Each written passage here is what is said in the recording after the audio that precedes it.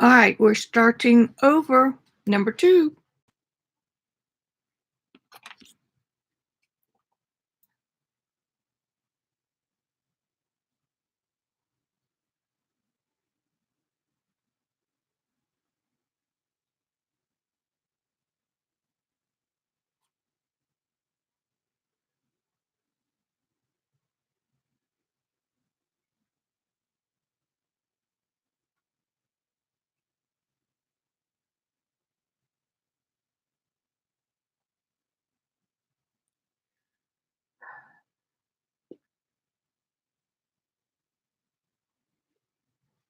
At least I adjusted the color back to where it should be, sort of. Hey, River. I hope we're not going to buffer again. Somebody this morning had a terrible time.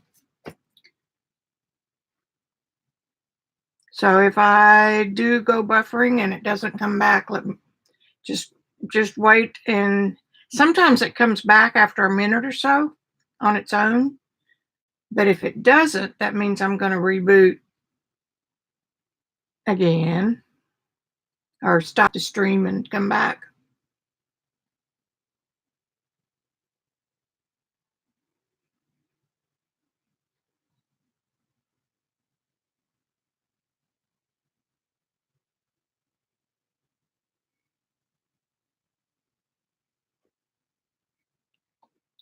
For one, they'll come along here any minute.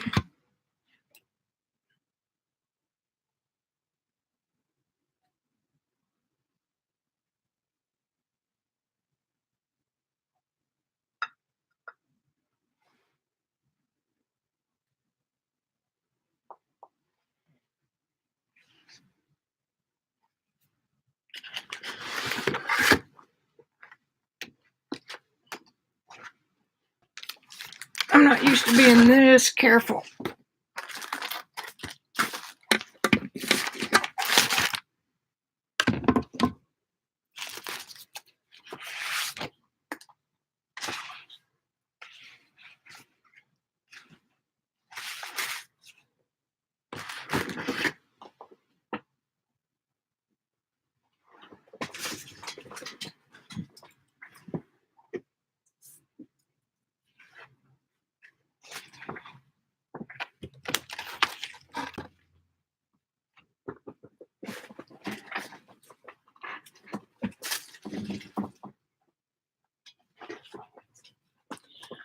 Well,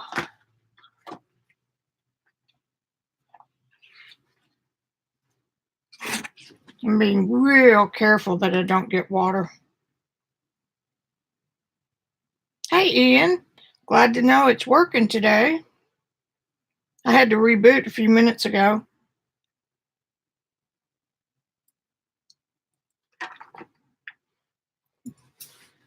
Like I just told River, if you get a big buffering, wait a minute and a half, and we'll see if it comes back on. If it doesn't, then I will reload the live stream. Sure hope Kimberly comes. So I've got all that space today. I don't know what I'm doing here. I'm going to start. I got some happy mail. I haven't gotten much happy mail in this mixed media thing. This is from Vaughn. I am thrilled. Sent a postcard.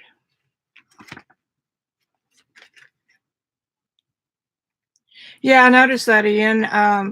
Was it Kathy had to come in 3 times this morning? I got, some shins in watercolor rough. Cool. And some buff colored artist tiles. That may encourage me to get back into some doodling. Oh, cool. You're a sweetheart, Vaughn.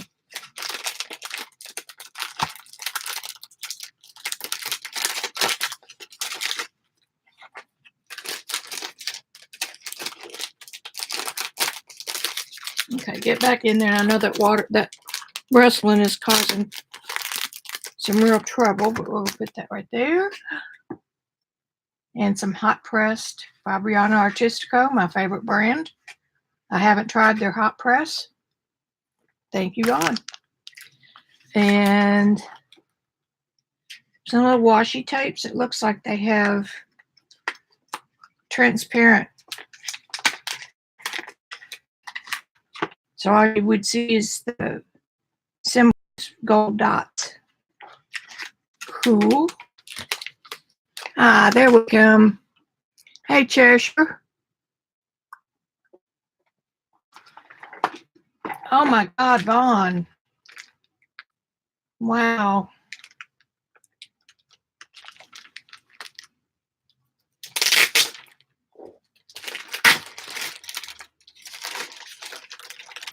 I love sketchbooks.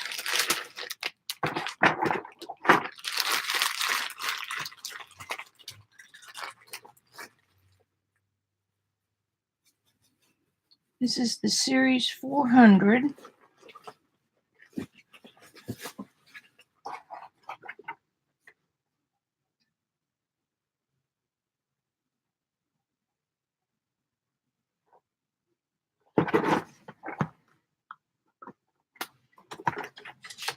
Oh, it has a sheet of watercolor paper and a sheet of sketch paper. That's cool. I haven't seen that one. And some Stonehenge hot press. Another block. I love Stonehenge's cold press. And a chapstick. How cool is that? And oh, look, a container with a, what do you call them? Clip. You know, tuck on your belt so you don't lose it. A glue stick and a pinpoint roller. That's cool. Thank you, Vaughn. I'm going to put all this stuff back in here. I love Happy Mail.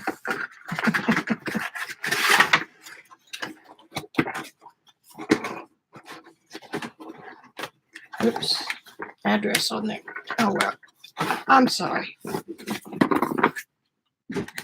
Now, who am I missing?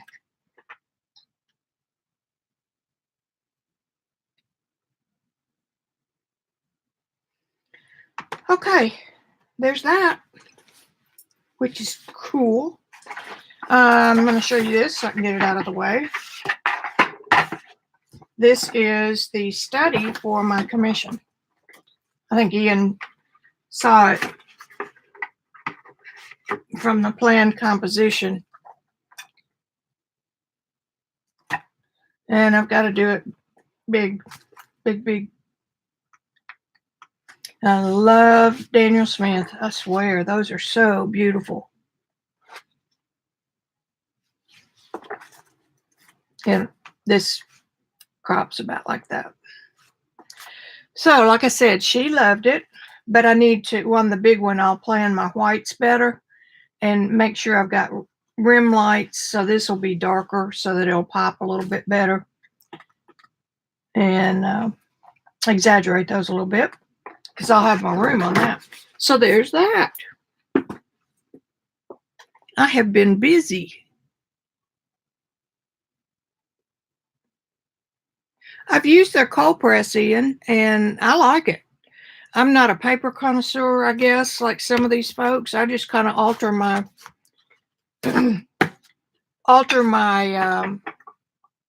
technique to fit the paper. I mean, if it doesn't spread or doesn't soak in, I just kind of keep going. Have you tried it yet?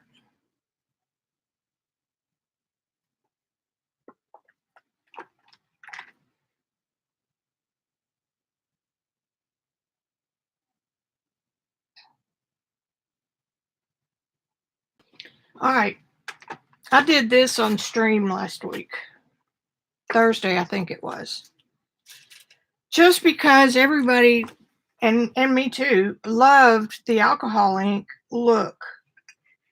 So I thought, well, there's no reason why I can't get that with watercolor. And I showed you a painting I'd done over 10 years ago using this kind of a technique with watercolor. And I remembered that and I thought,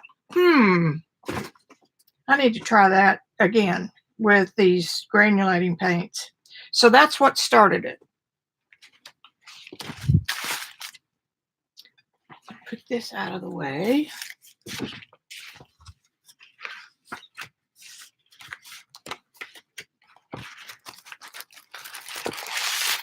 A lot going on today here. I don't want that one. I've got my color charts out in case I need them.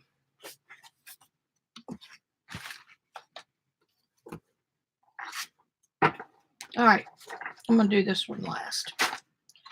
This is on Kirkland photo paper.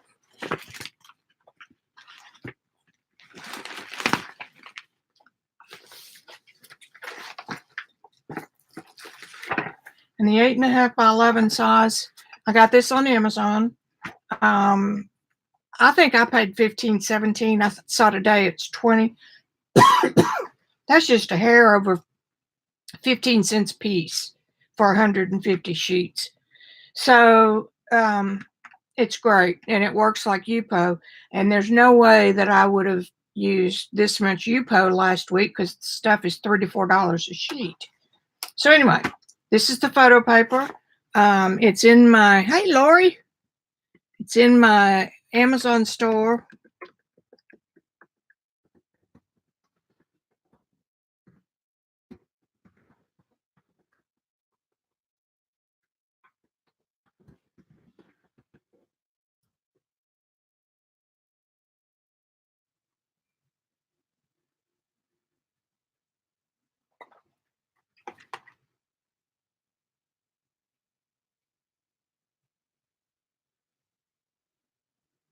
Well, Lori, everybody's slow coming in today.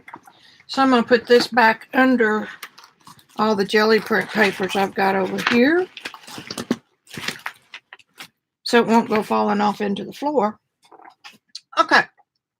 I stuck with the blues for a while after Friday's deal.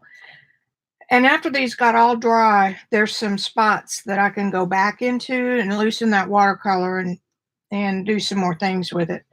Not real crazy about this being such a hard blue and hard lines. That can be fixed. This one has some Brusho. I thought, why not? The only problem is you can't use the hairdryer anymore after you put the Brusho on, or it will just blend in with everything else.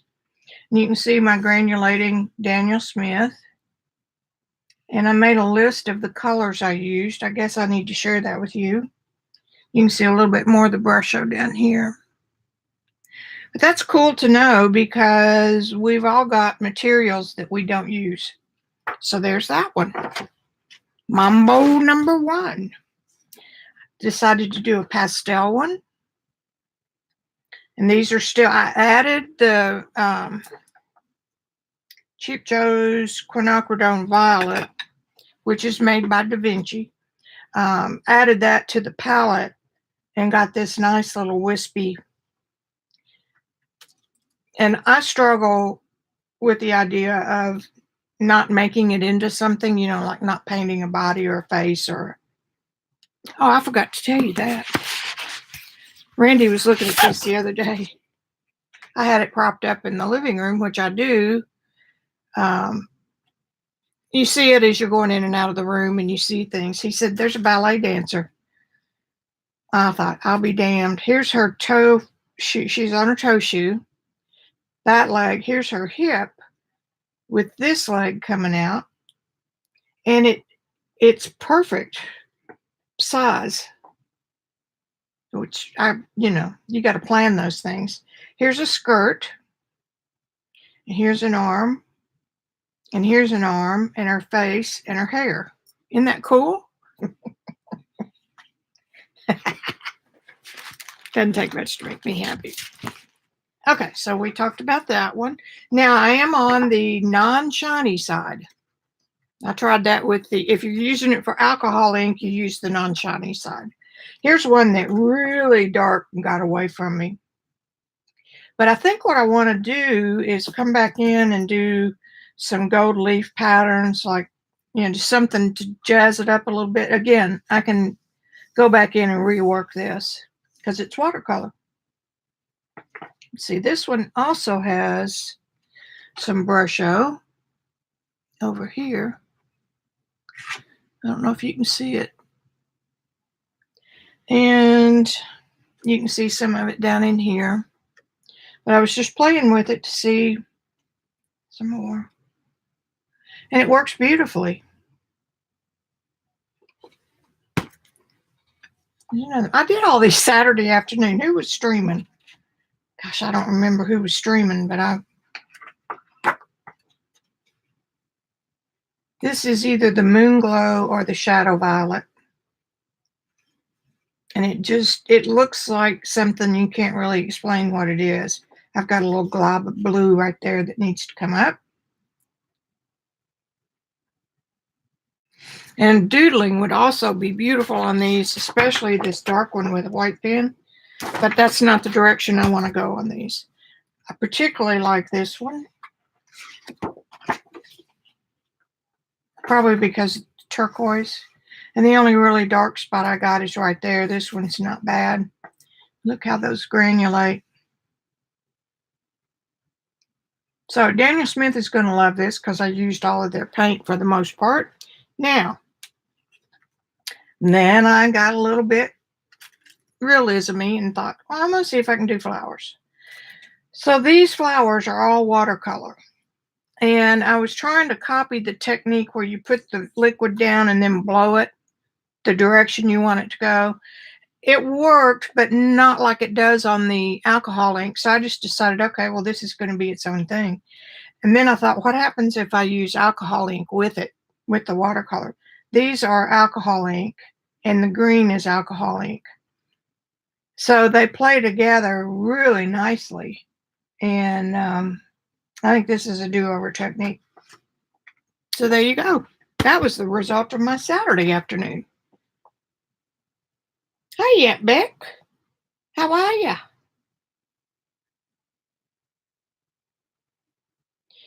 Yeah, I'm fixing to use 300-pound cold press arches on this painting too.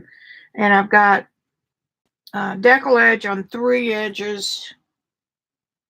And then the other side where I tore half of it off has a moderate decal. I was just looking to see if I could enhance that side so it would look the same, because I like to take a watercolor and mount it on foam core to raise it off the backing in the frame so that painting looks like it's floating.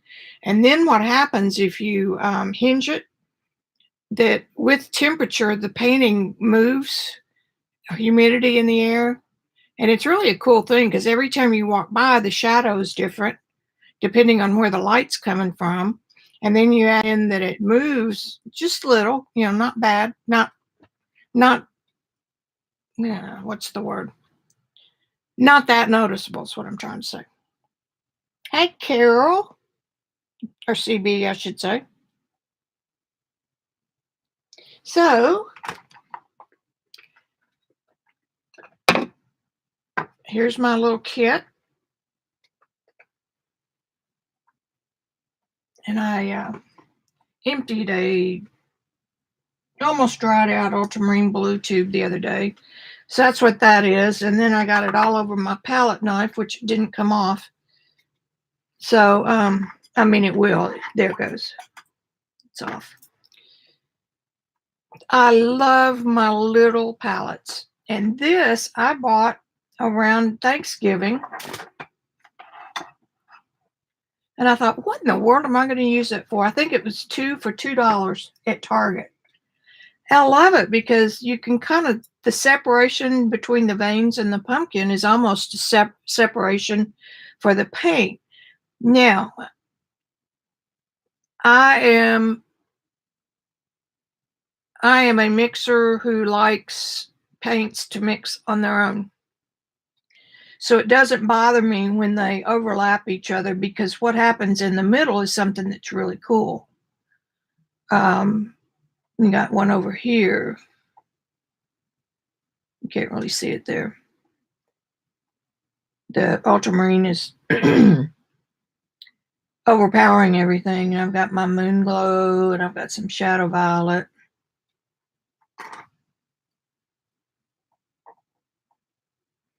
So I'm going to do one in blue since I've got it pretty well ready to go. And then I may do switch. Oh, well, for the flowers I did. This goes over here. These are the colors I used on my flowers. Colors that I wouldn't ordinarily think to put together, which is part of the goal. We don't want to hide anything or save anything. So that's that. And then this one, this little small triangular one, has gouache in it, but I'm using it just to hold my tubes so that I can keep them straight. I pulled some greens. Segue into that maybe on this first one.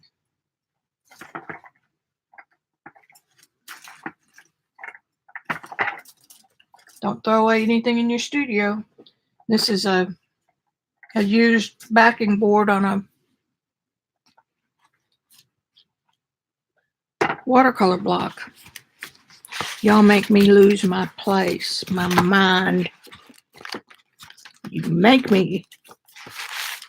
Okay, got paper. I don't know who saw it and who didn't the other day. If you take some time and tape your edges down, you'll have, oh, let's just do it. Let's just do it.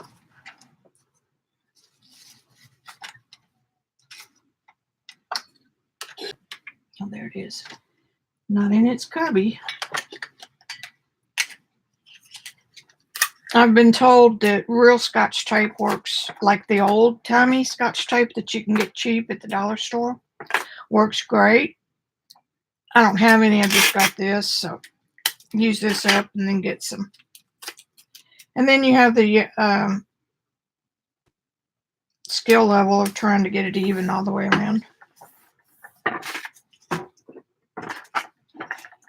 On those others, I did just clip it and then clean the edges. But some of those colors stained the paper, so it wasn't a great solution, but it worked.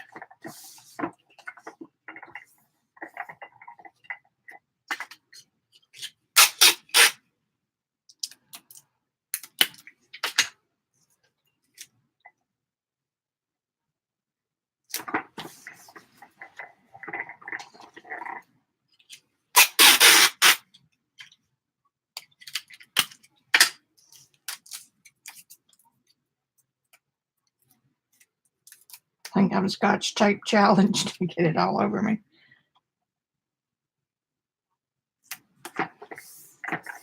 There it is. It's all measured. Good enough for who it's for. Put it back in the bin where it goes. Okay, the next thing I do is spray this. I got this little sprayer at Hobby Lobby. It's a Master's Touch. It keeps spraying after you raise it if you do it a certain way, which is cool. Let me see who else is over here. Doll. Hey, Jean. Y'all missed some at the beginning. I got a beautiful Happy Mail package from Miss Vaughn. I'm going to put my clips up. I've got a like an industrial metal stand over here that can roll. It doesn't, but I've got these 4 metal shelves right here, and I keep all my clips. So, brush.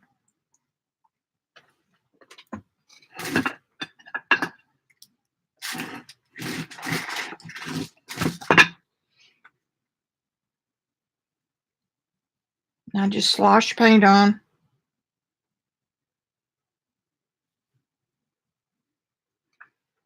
It's really not even necessary to clean your brush.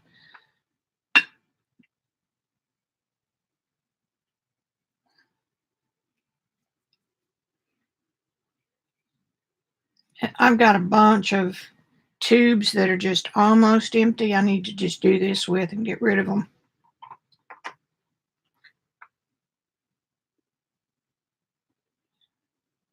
Just letting that float.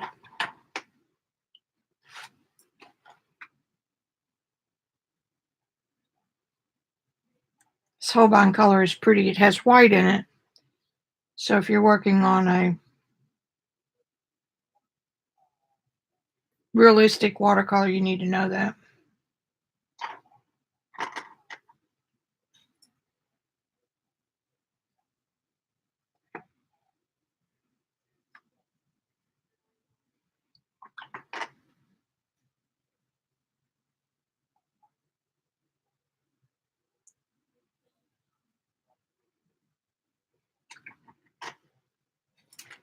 Okay, here we go. And I'm just going to pick this up. I try to leave white space, like do a diagonal type. And if you find it's not moving good enough, just hit it with your sprayer.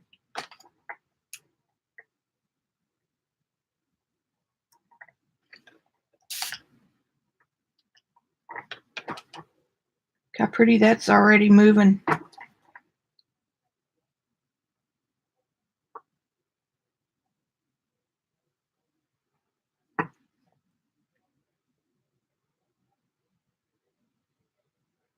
This is really hard for an OCD person to handle.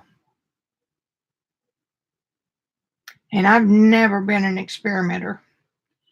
I'm the one who reads how to do it before I ever get a brush wet. So this is interesting for me. All right, now I'm going to, I see a dry spot happening already. I'm going to get the hair dryer out. Let me know if this, hey Shauna, if this mutes by itself. I did not have an option in the software to do it. I'm using a regular hair dryer on low. Now when it's real wet, I pull my hair dryer up about 14 inches because I don't want to blast the water and the color all over the table when it's this wet.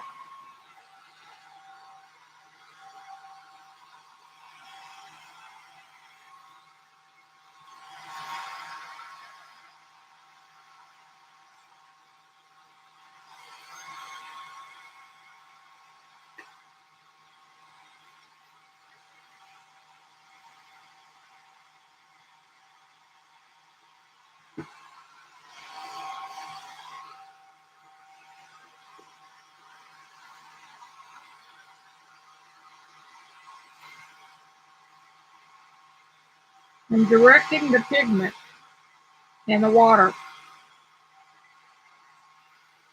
with the air.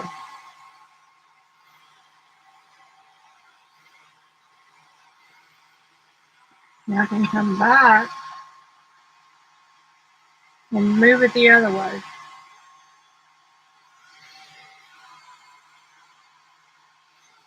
And back.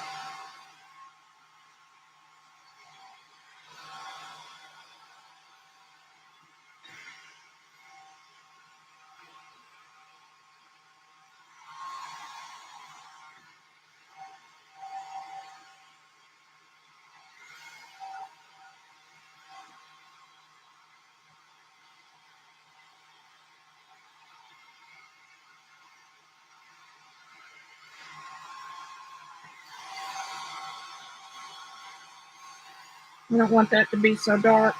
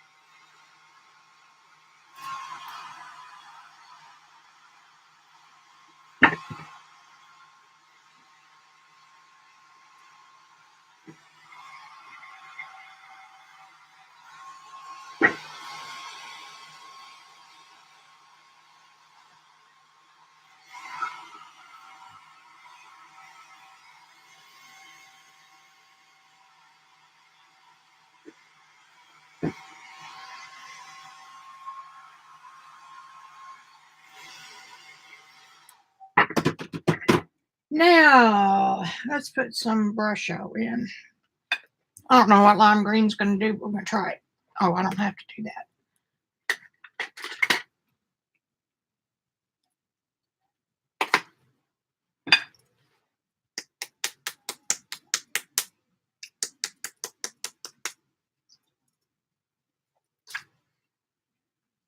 See if I had put these in my... There it goes. In the little salt shakers. Ooh. Ah. Now I have to leave it until it dissolves. I can't dry it anymore from this point if I want the Brusho to do its thing. Hey, Mary. I see a Judy. It's muting a bit. Okay, good. Cool. Thanks, Jean. I always worry about that. Look at that color, would you? It needs a little more water. Let me see if I can do that for the Brusho.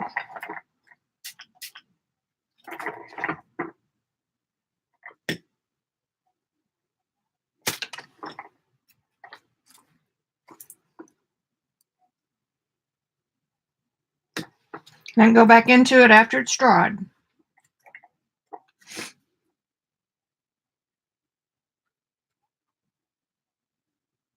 Can't leave it alone.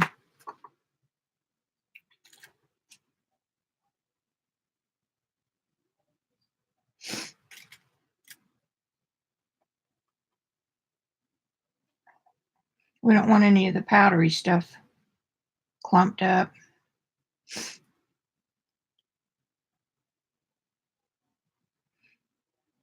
I've finally gotten comfortable with Brusho after talking to the company. And they are dyes, but they are high quality. And they say they've got paintings that have been in there for your 20, 30 years that have not changed color.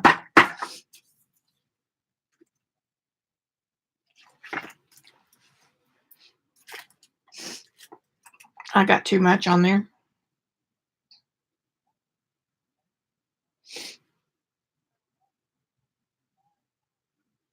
It's been gray all day today, right in the 20s. And see, this is why I don't like to tape them, because now I don't want to just sit and watch this dry. I'm going to sit this aside.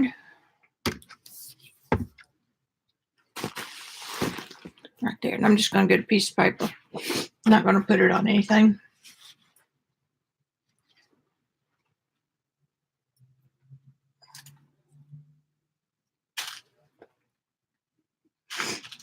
I've got something else up my sleeve over here.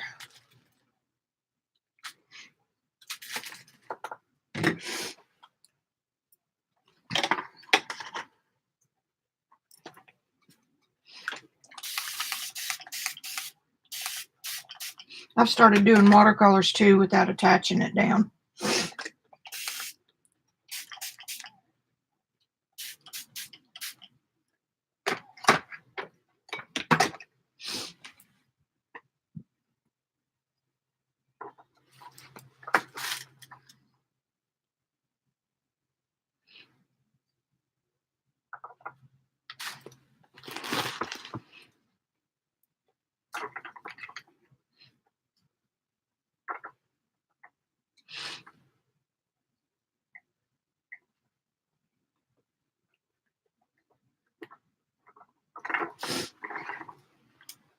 And the nose is running off my face.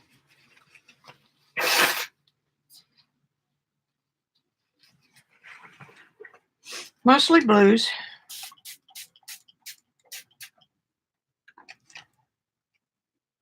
A little bit of that green.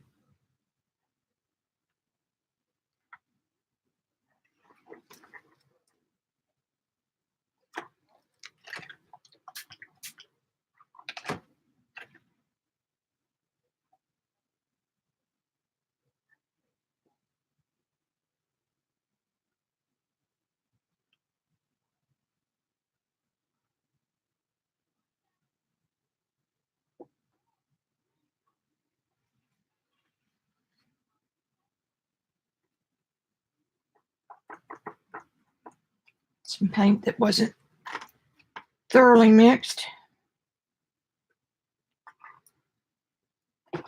And dry this a little bit.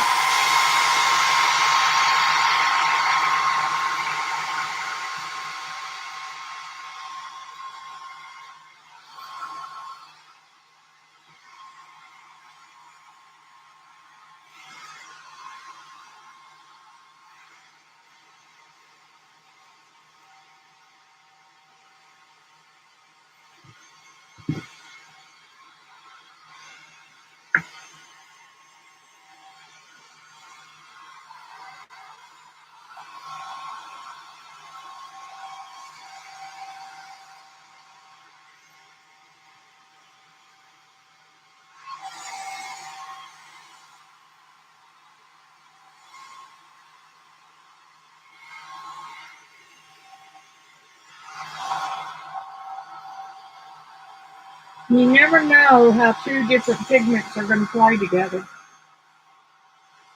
And Daniel Smith is a master at, their color people are masters at figuring that out. They know which paint has a larger pigment size, which means it will drop into the crevice on your paper at a different rate than a pigment that has a small pigment size. They know which colors will drop first and which ones will drop last. Separate. That's what Moon Glow and Shadow Violet are all about. They've used three colors in the Shadow Violet, and I think it's just two in the Moon Glow. But they have picked colors that do that at different rates, so they have designed the color to match what their grams will do. Does that make sense?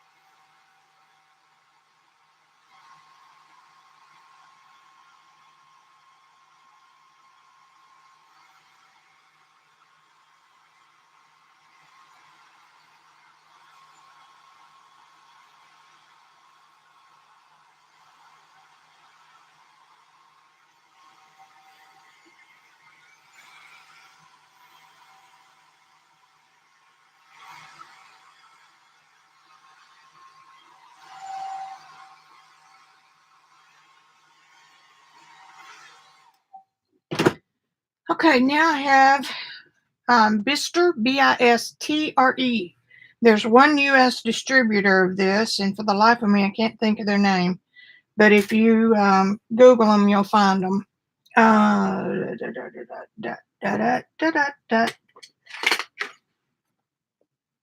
This is unusual from all the others in that it has walnut ink in it.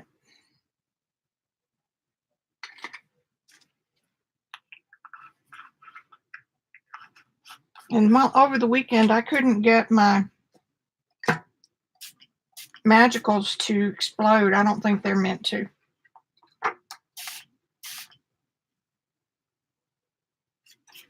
This may just make a big old dark mess, but that's what we're here for. You see the brown in it? And I'm doing exactly.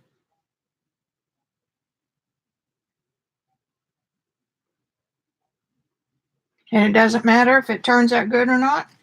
You just wipe it off and go again.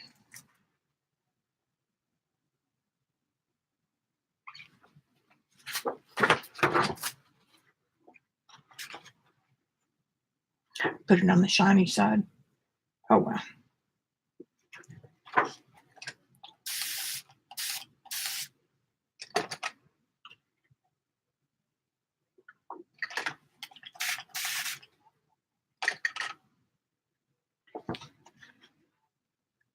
It's got to be light enough you can see it.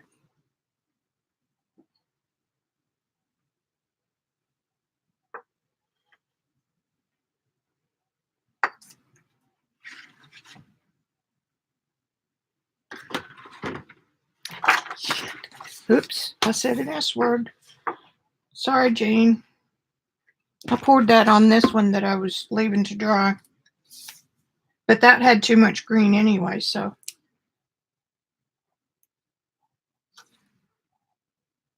This is foolproof stuff, guys. And you're using supplies you already have.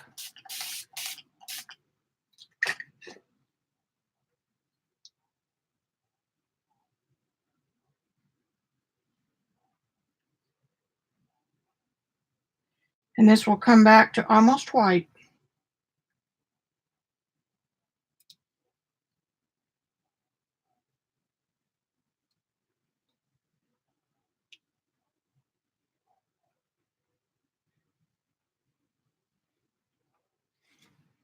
Nothing says that I can't.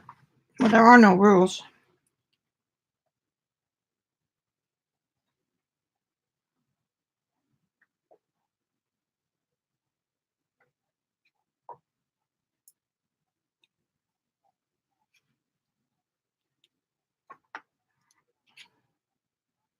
A little bit of blue.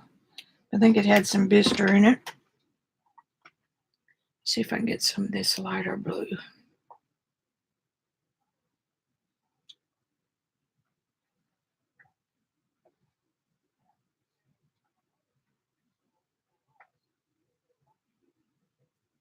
Different pigments will push others out of the way.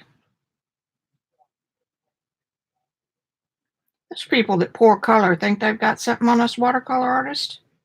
Yeah.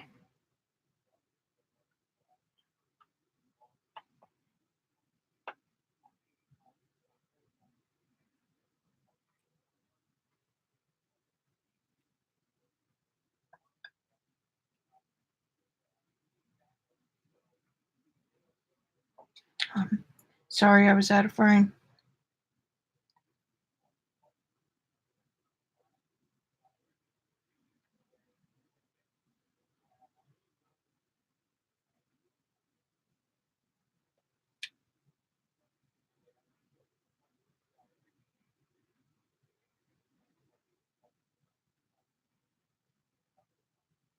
This is the beauty of a quill brush. They hold an awful lot of paint and water.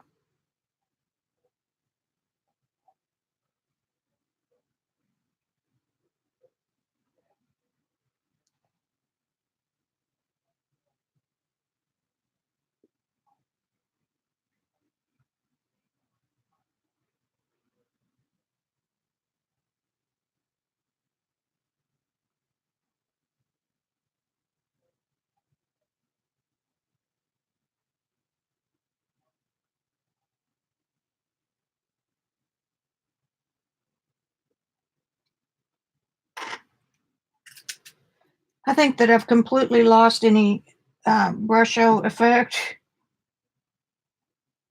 It's kind of a tricky thing. I only used it for the first time the other day. I mean, on this kind of a project.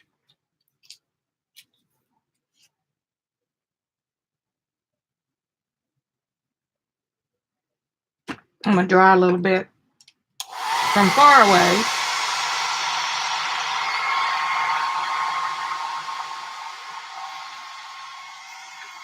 I don't want it to blow out of its little rings and cells. But I do want to get rid of some of the water.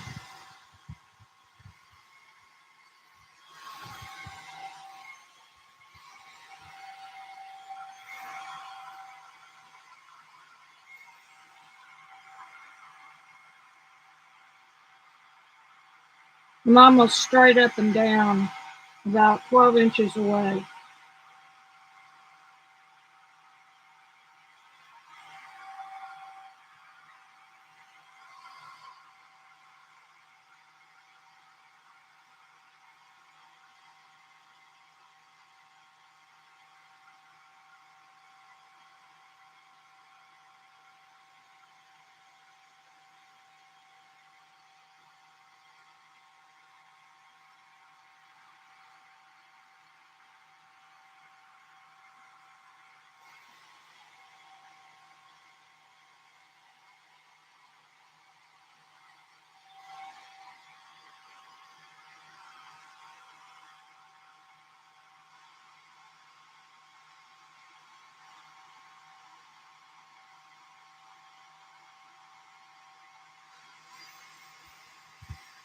And can you see the rings forming?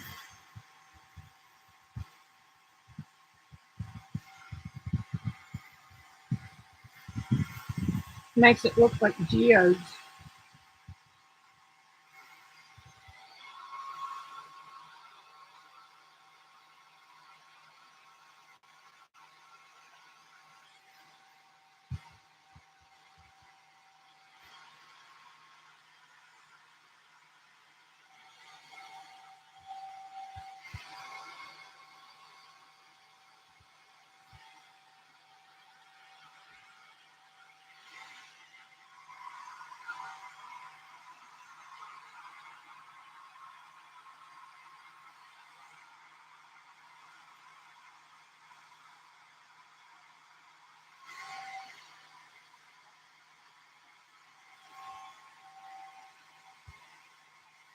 Try to get it where y'all can see a little more.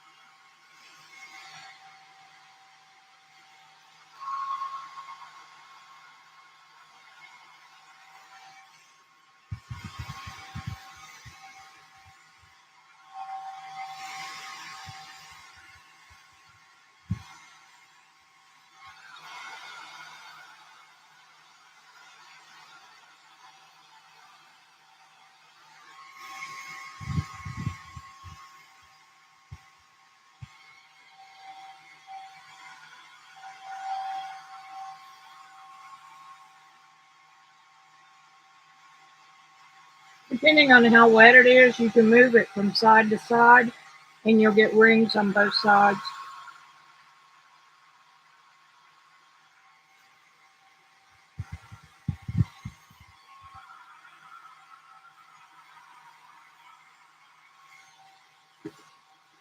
Ah.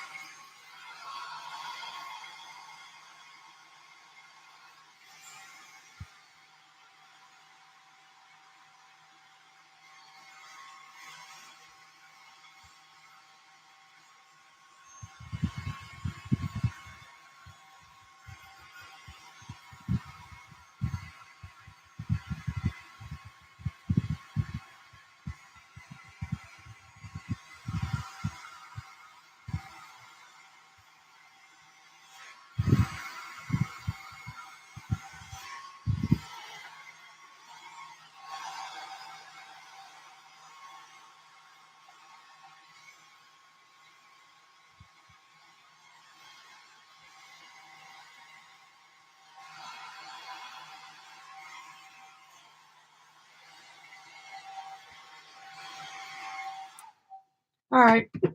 I know y'all are getting bored with that.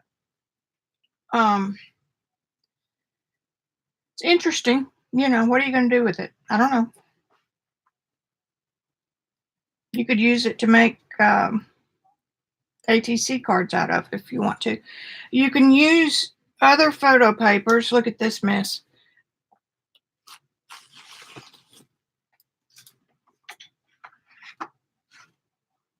But they have to have the plastic coating. Some photo papers, the cheaper kinds, have a paper backing, and that will not work.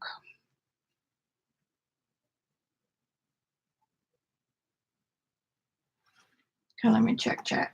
Check and chat. Look at this one. Hey, you know what? I can get a piece of paper.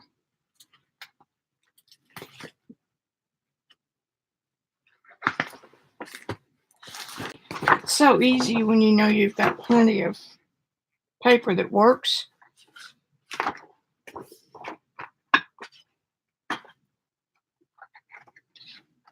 Ooh, look. Now, there's nothing wrong with that. And it did work. This seems to have worked on the shiny side. That's something good to know. Let's put that up. I'm running out of put up places. Okay. Here we go. Hi, Kimberly.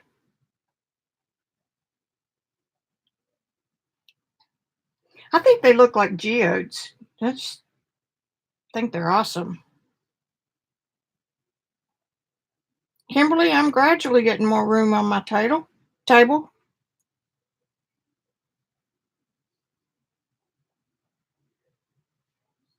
Thank you, Ian, for clicking the like button.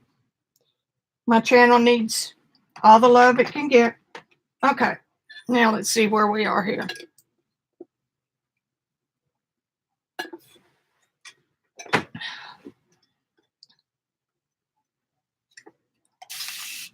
Since that was neglected.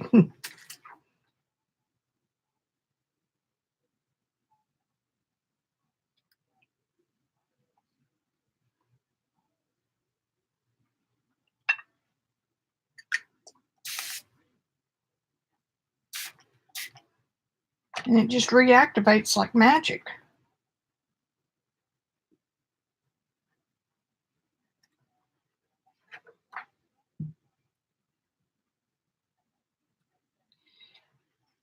And I have no idea what's in this, but the blues are separating out from the green Brusho that I used.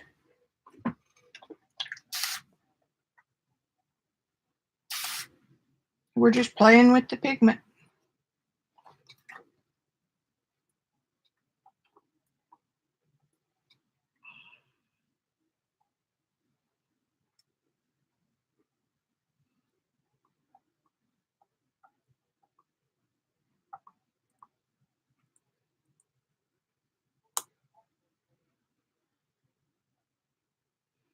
This could be almost be one of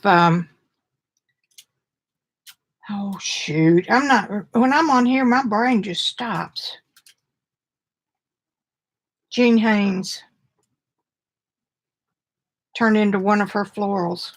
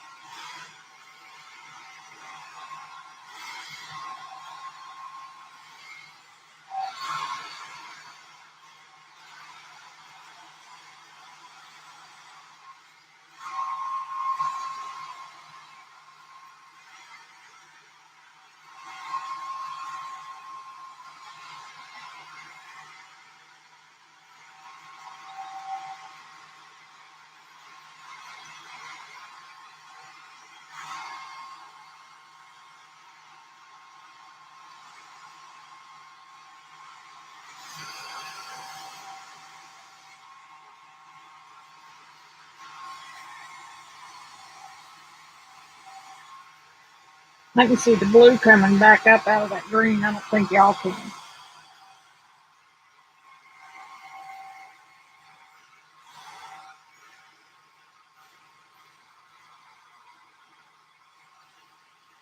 This paper will burn, so it'll melt like you hope you get it too hot. I've got the hair dryer on low.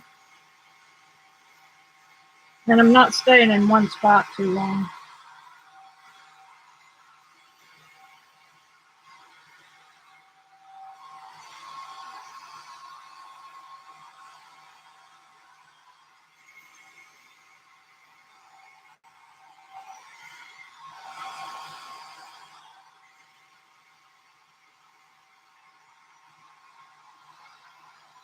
I'm going to draw a little bit more because I don't want to make a mess like I did the first time.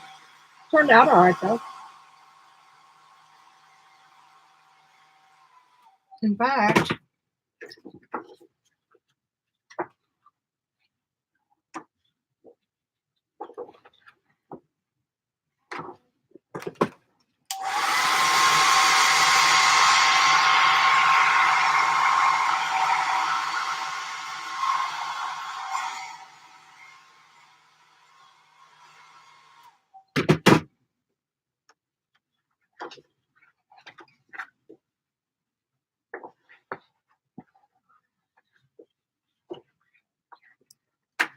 this is fun.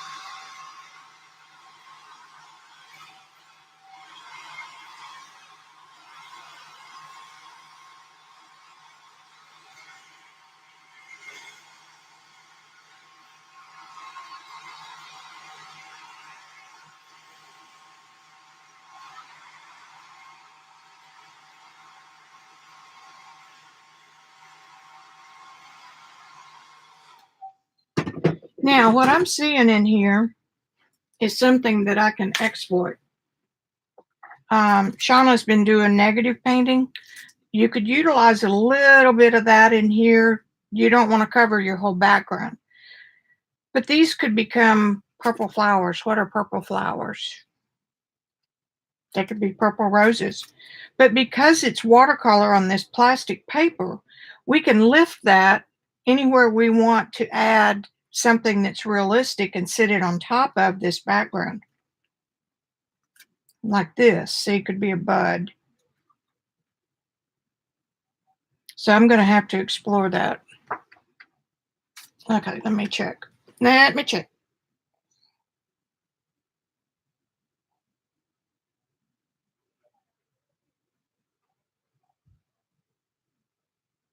There you go, Jean. What's a storm chip? Oh, there we go. I got you. I read up. Hi, Judy. I know, isn't that dark green pretty? And I haven't even gotten into the Daniel Smith greens yet. So anyway, you see what I'm talking about? I could make, anybody can make this be, hang on. Jean. There, now you're a moderator. So you will see more of this. Now let's see what we got going on up here. This is the one that accidentally went on the shiny paper.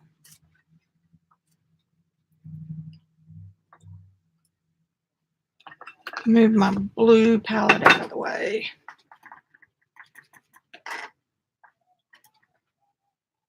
I am having a ball with this. This is Undersea Green, one of my faves.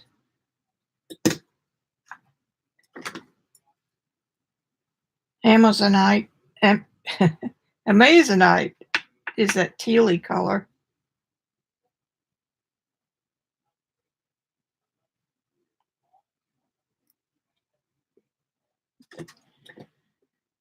And this is gothite. I was going to show y'all my my OCD management of tubes. Some of you may have seen it, but some of you may not have. What else have we got? Diopside. I really want, oh shoot, what is that green? Probably not near enough.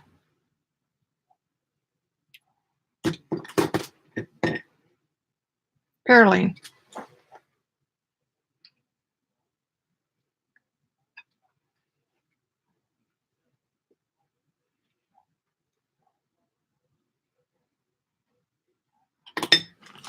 And this color is very nice. This is bronzite.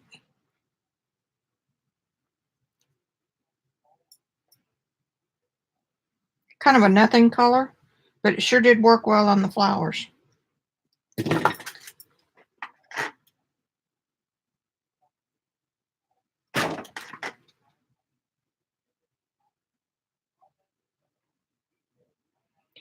I had better get that red pulled back. Well, it's not coming up with that. It'll come up with the wet light. Of course, all that would happen, it would make it a little bit of a gray tone with green, which would be okay.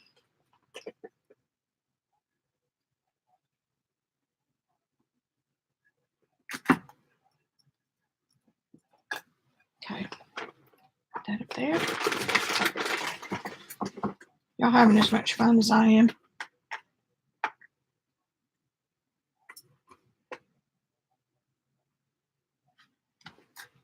Spray it first.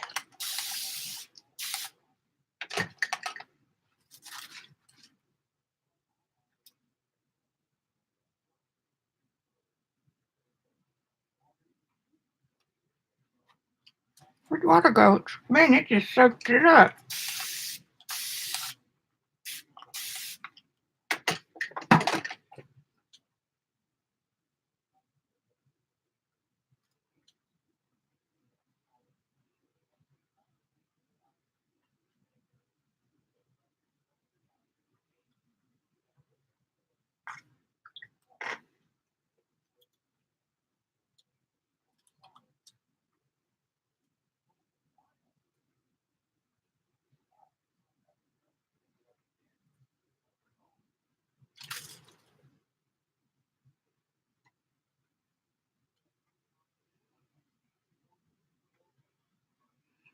Hope y'all understand how rare this is for me to play and enjoy it.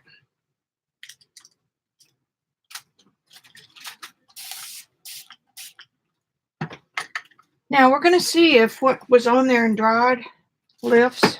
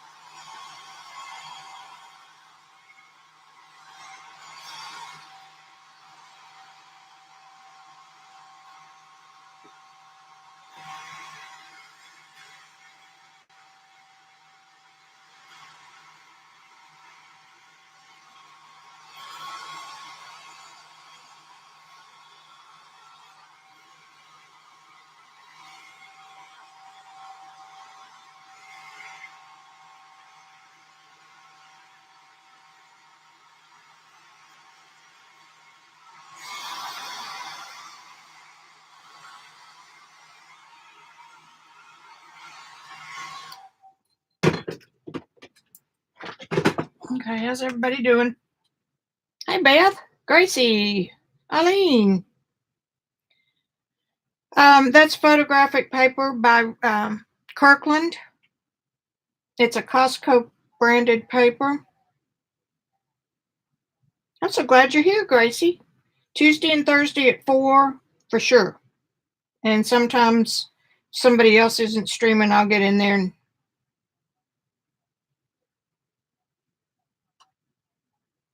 do another one. Okay.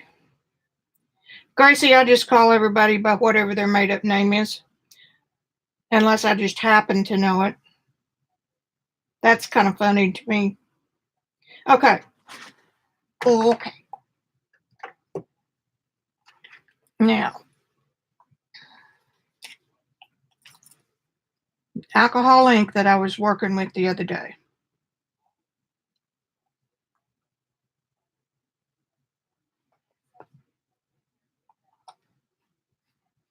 And this is a dilution. Look what's happening right there. That's cool.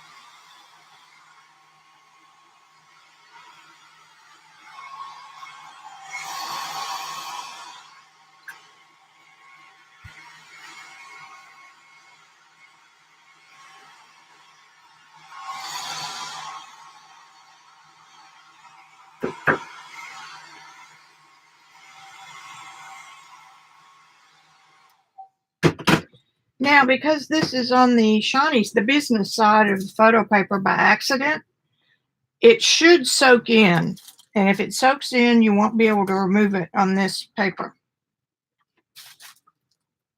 which is true.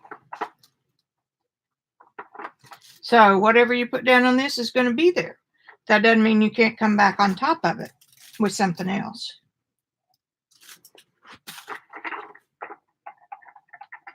And there's a little bit coming off.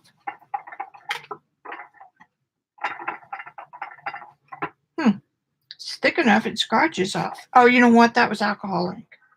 So the watercolor will lift.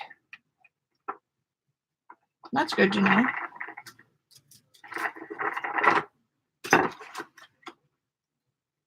So that means if I don't like something in there, I can just come in there and wipe it off and do it again.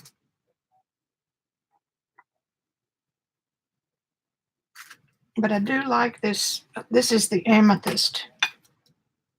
I love the way it mixed right there with that brown.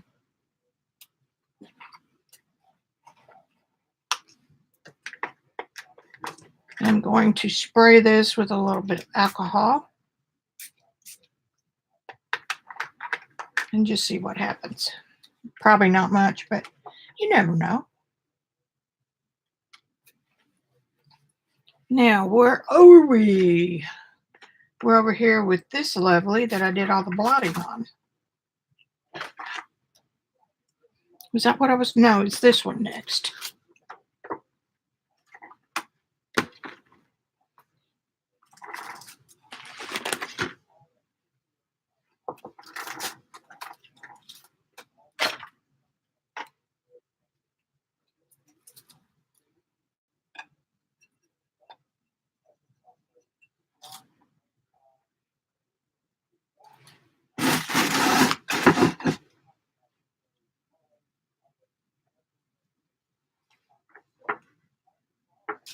Let's spray it.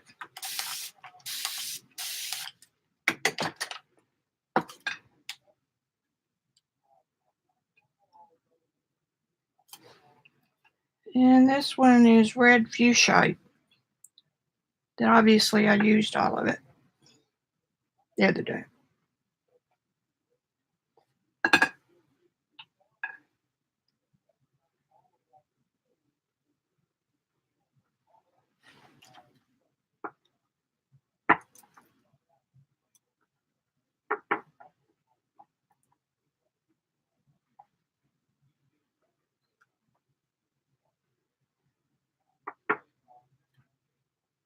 Look at these beautiful marks I got from dendritic, right?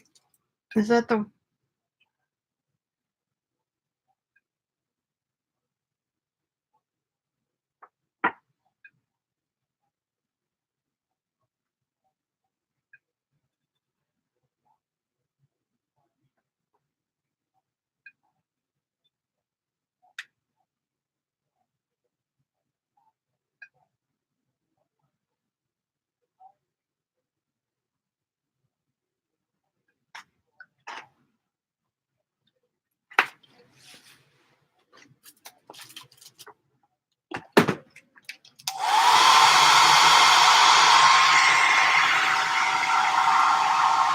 You know what? I'm going to try Color Burst in yellow ochre. See if we've got enough liquid there to...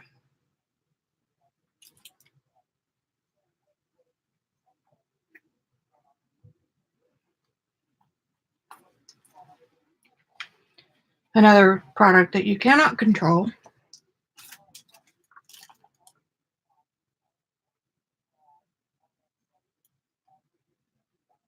The charm of these Brusho type products is that they contain several different colors.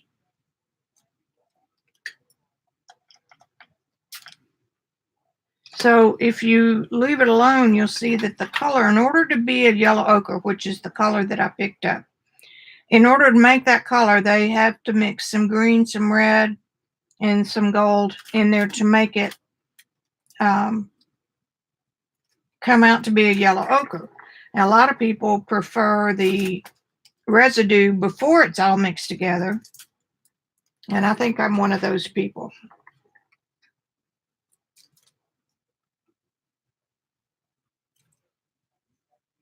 And you do have to leave some spots that are wet.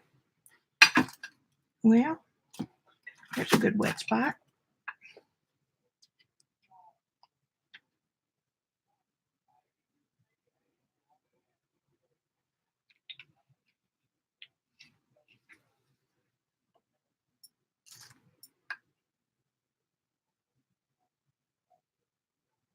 Make a nice muddy color. But it does not bother me.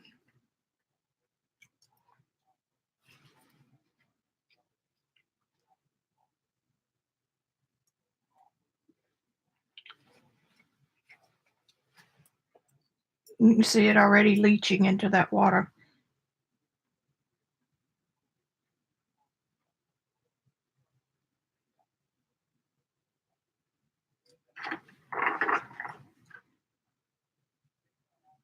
I could make a floral out of this so easy.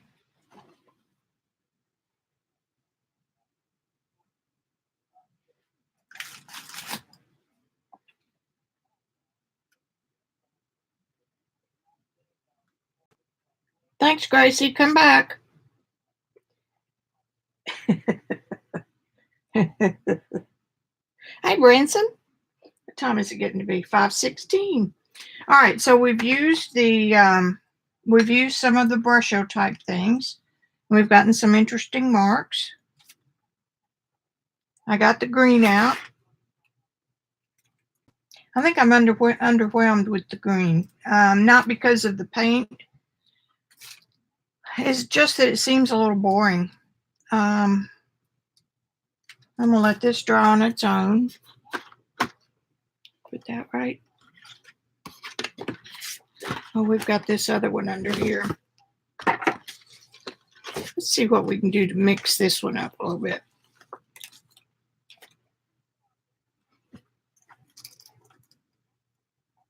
I love the way that Lavender from Holbein did in that.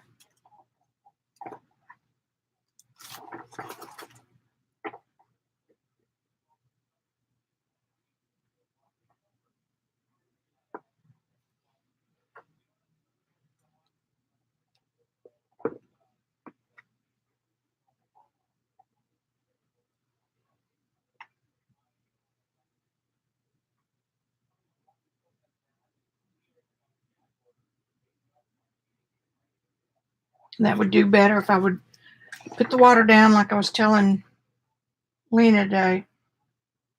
Put the water down and let it reconstitute what's under it. If you're trying to move it or dilute it. And then you can come in and make some magic if you want.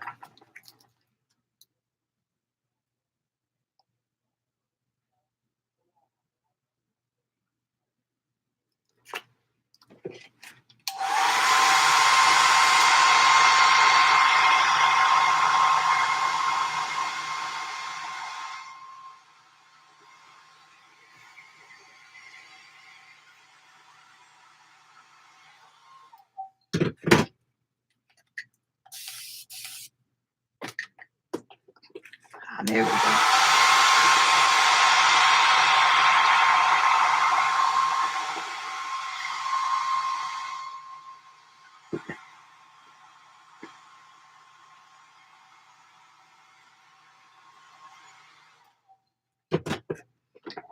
Now, tell me what to do.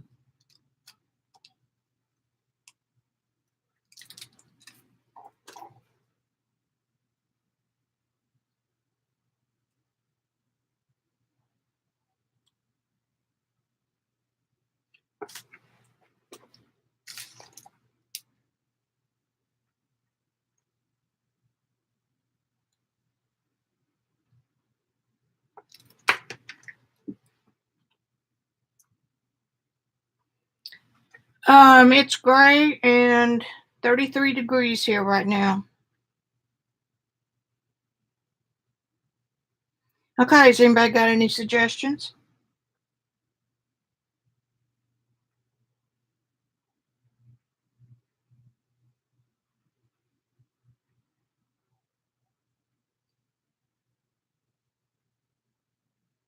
Well, people aren't going to help me.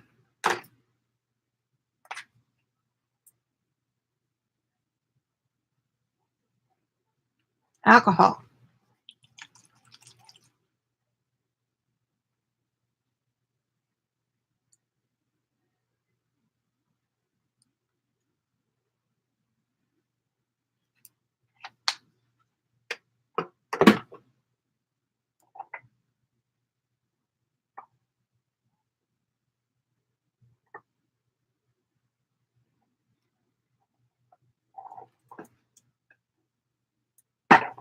This is where I put the thing down, the thing, and hello, out of the bottle, and it moved over there, but this made a permanent mark unless that was one of the green ones. I don't know.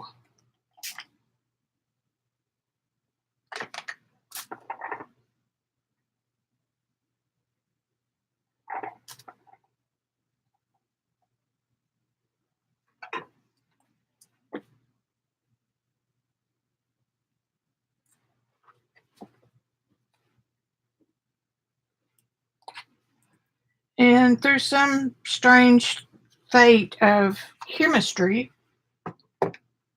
we're not getting mud with the pinks on the reds. I mean, pinks on the greens. It seems to be coasting over the dried colors. Ooh, look what it did here. I feel like a mad scientist. Look up in here. We're getting some great marks with that.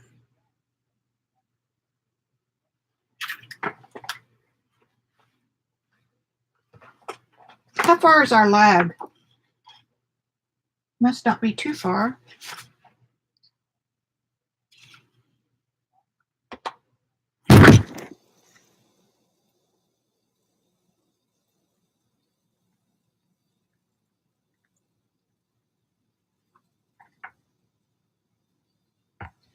I'm going to treat these as backgrounds because I can.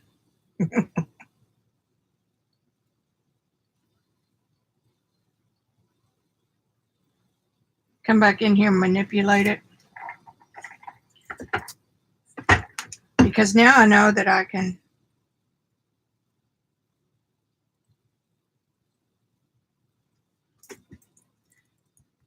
do that and ruin it.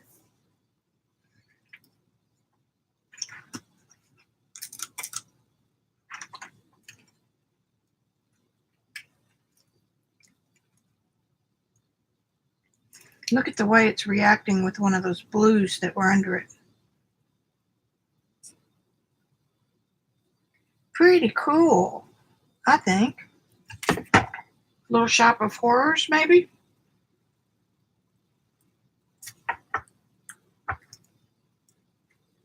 I still don't like these areas that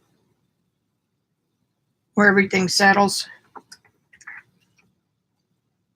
Alcohol spray. Ooh, hello.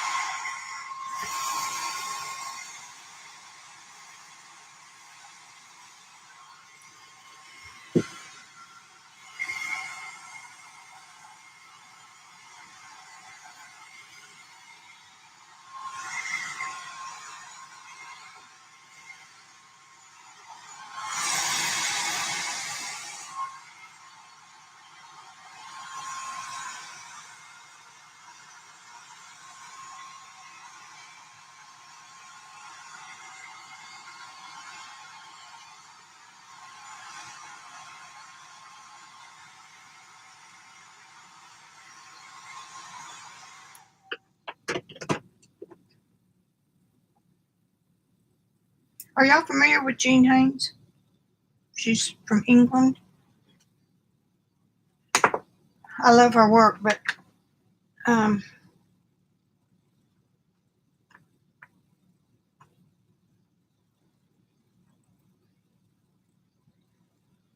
yeah, these greens are really pretty, all mixed together.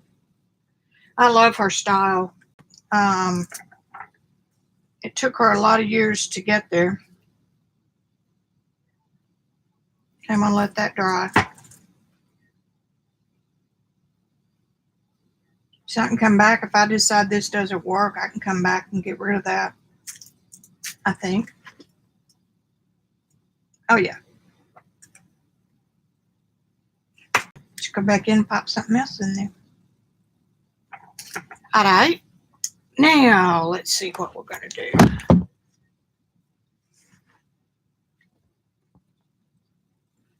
I'm gonna do one with just exploding pigments.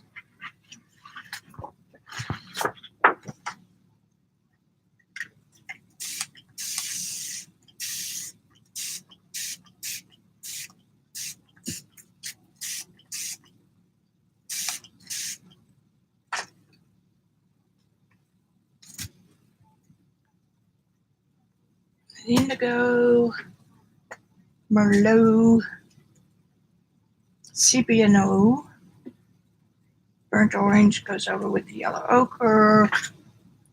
Brusho, I have ultramarine, osmond blue, purple, and turquoise, our favorite. All right, here we go. Look at that.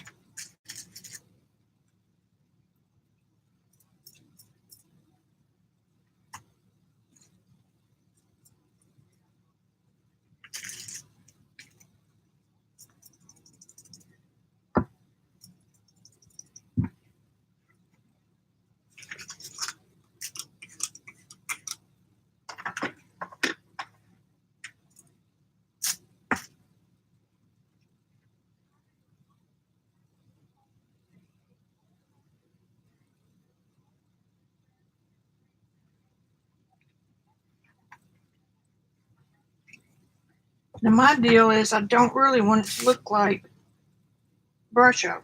I don't want it to look like artificial.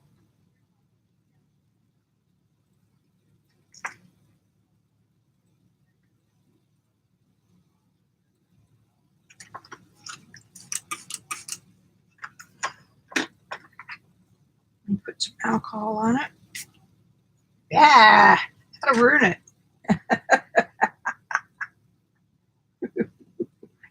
Well, don't do that.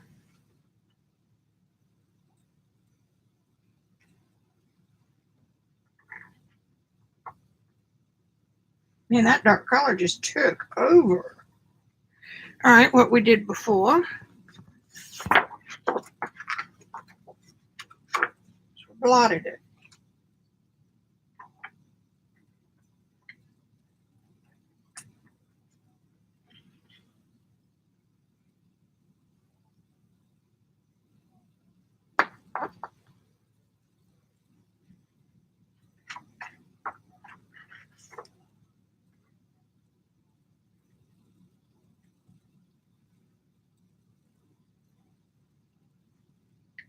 Got to be careful where I put these because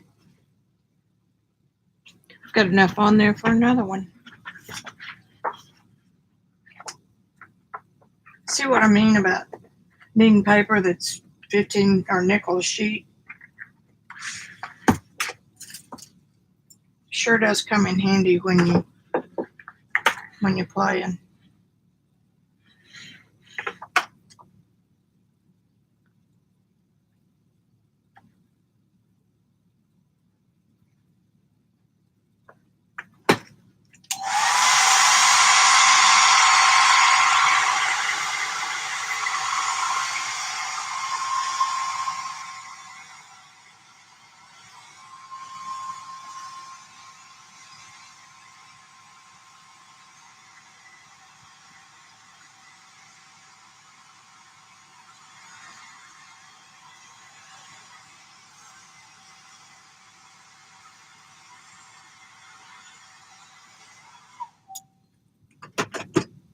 That was pretty awesome with the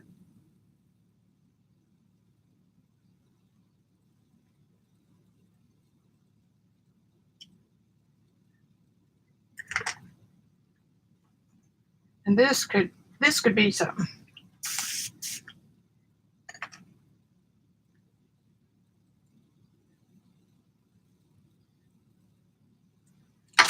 Get it up here where y'all can see it.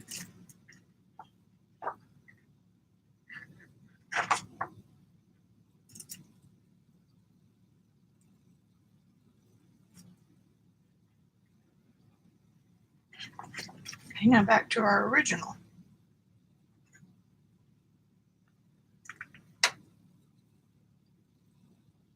We'll put some greens in since that was my goal for today.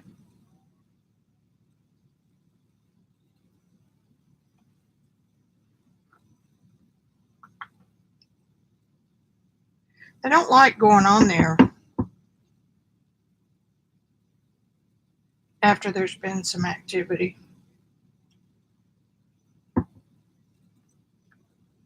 That's okay because I'm going to make it go on there.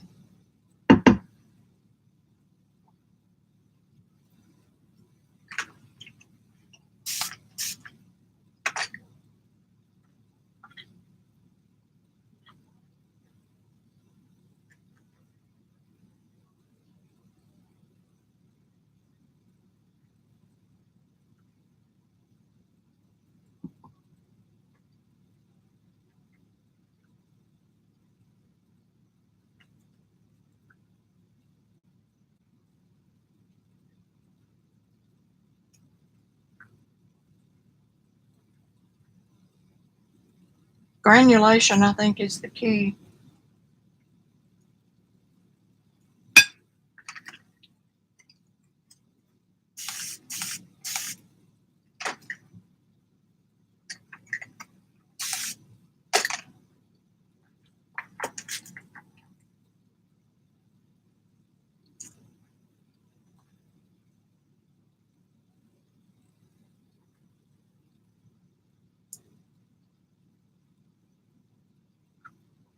Still got over purple.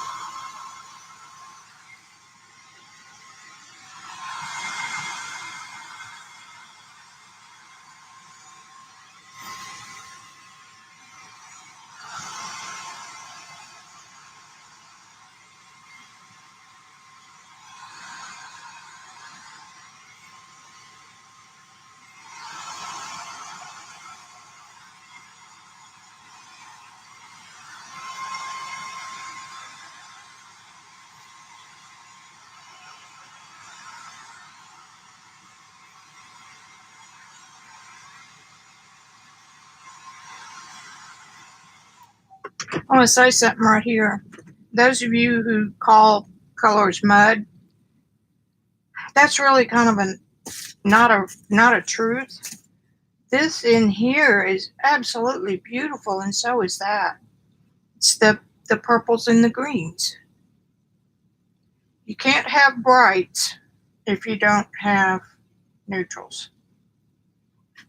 And that's just the way it works.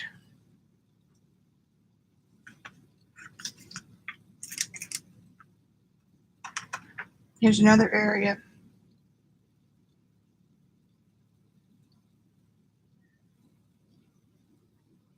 I'm just kind of liking making cells. I don't want to put up with that pouring mess.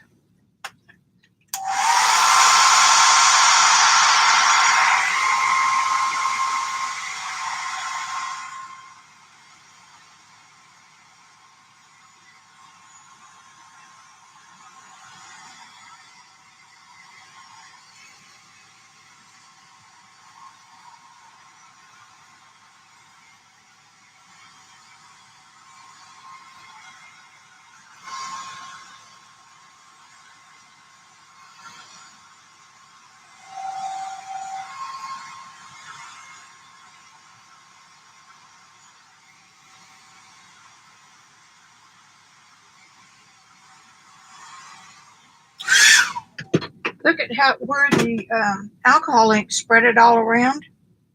Look at the pattern that is coming up. Pretty cool.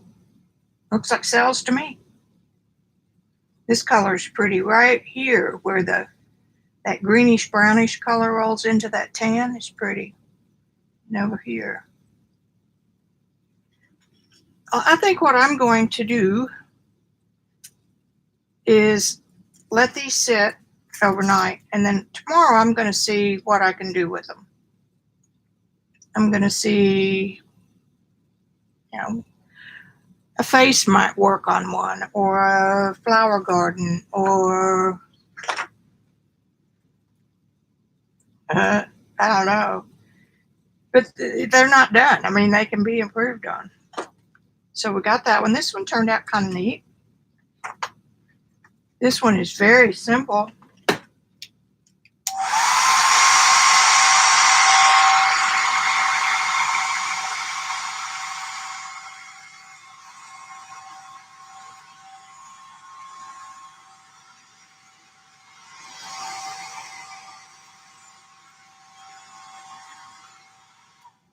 For those of you who know the beach, this could be a tide pool. And that's all I know about the beach.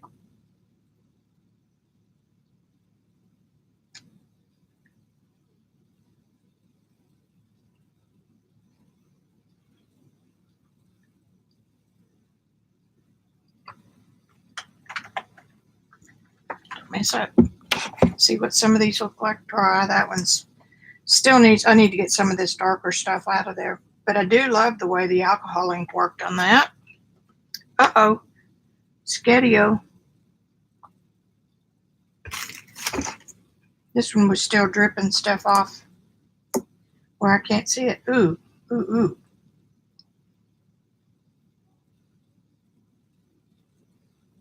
Look how cool that is.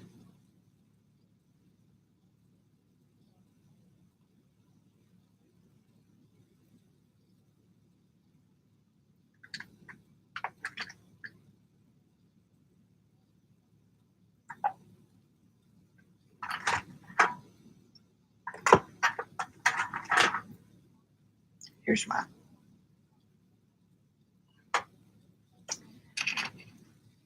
alcohol, and I'll control it a little more.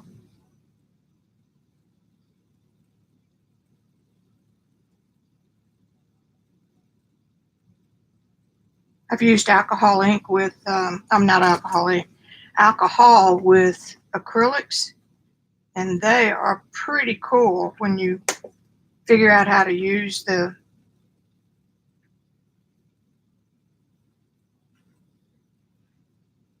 alcohol in the paint. Made a great background.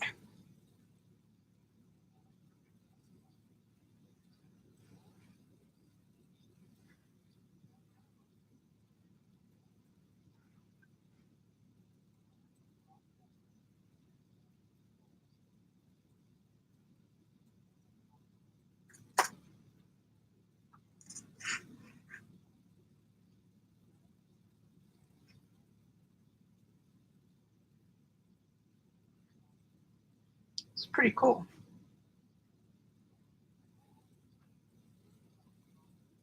Movement. I like a movement.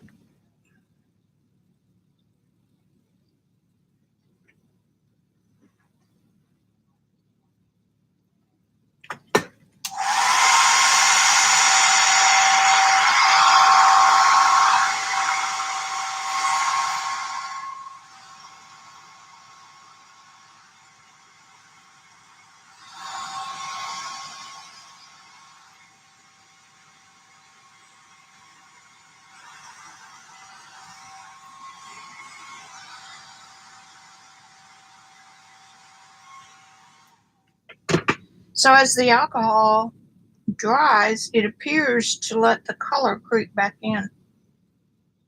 Don't know what you do with that information, but it's cool. Okay, we've got this one, which has definite possibilities. We have this one, which again has definite possibilities. And the pink one, which needs a whole lot of work. This one looks pretty cool.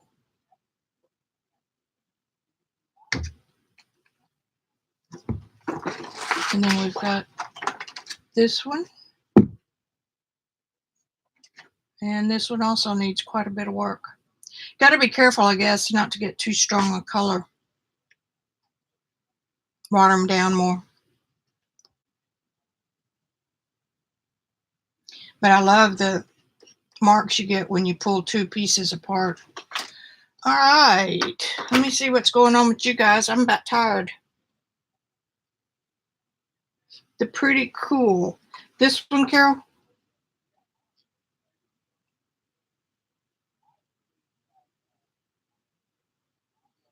The mud. Show me the mud. Right in here where these mixed, a lot of people would call that mud on their palette. This. To me, those are the most gorgeous colors on the paper. Don't have any on this one or that one. We might have some on this one with the yellow. Yeah. See in here where two colors mingle together? You can't mix them that way. I mean, you can, but you won't get pretty results. It's better just to let them alone, let them do their own thing. Does that make sense?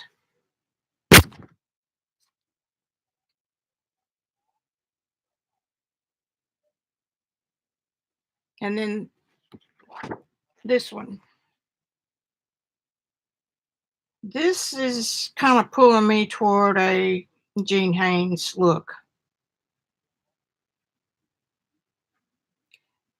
So if this practice session gets me closer to her style of work, then I'm happy. This one. And she doesn't do much to them after this. She just carefully pulls out some edges and may drop in just a little more color, and she lets you imagine what she sees. So tomorrow afternoon, I think I'm going to play with these, one of them anyway, and see what I can do. And if I like it, I'll come back on Thursday and show you guys what I did. Well, I'm so tickled. I know she is, Ian, and it's gosh, I've studied her stuff a lot. Can't come close.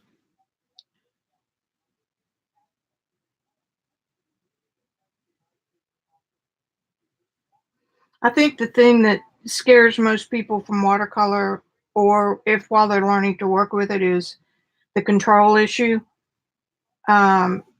Watercolor is at its best when you have water and you put it down one stroke and leave it alone. You know, maybe a couple colors. Leave it alone. Let them blend together on their own. And that's when you get effects like this. You couldn't get that if you tended to. Capiche?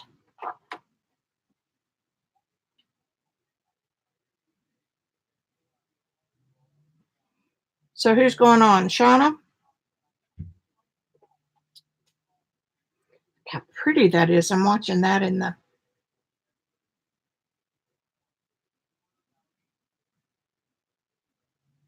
camera.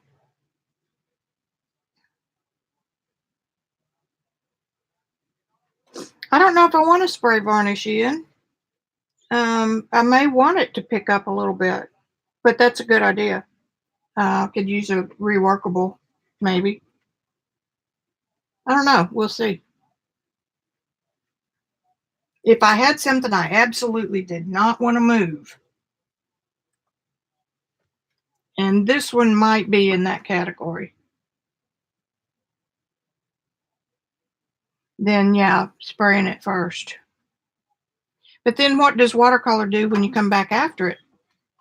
I'm not a fixative person.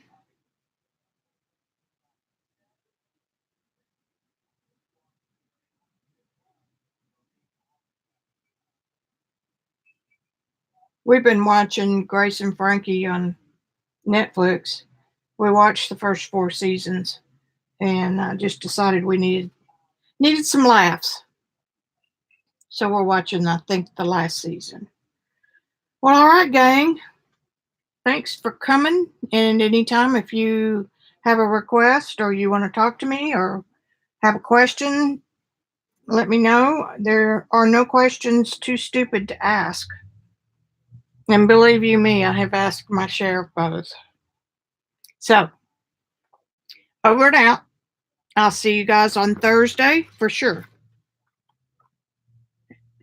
Bye.